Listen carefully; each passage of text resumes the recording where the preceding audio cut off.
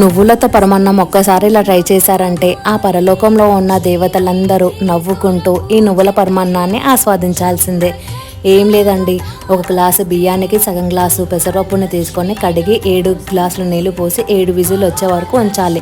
పక్కన స్టవ్ మీద సగం కప్పు నువ్వులను దూరగా వేయించి పక్కన ఉంచుకోవాలి. అదే కడాయిలో డ్రై ఫ్రూట్స్ని కూడా వేయించుకోవాలి.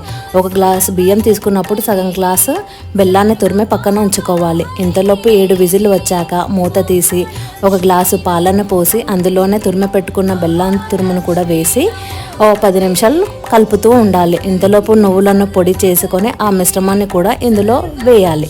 ఈ విధంగా వేసిన తర్వాత మరో 5 నిమిషాలు ఉంచాక డ్రై ఫ్రూట్స్ని కూడా వేయాలి.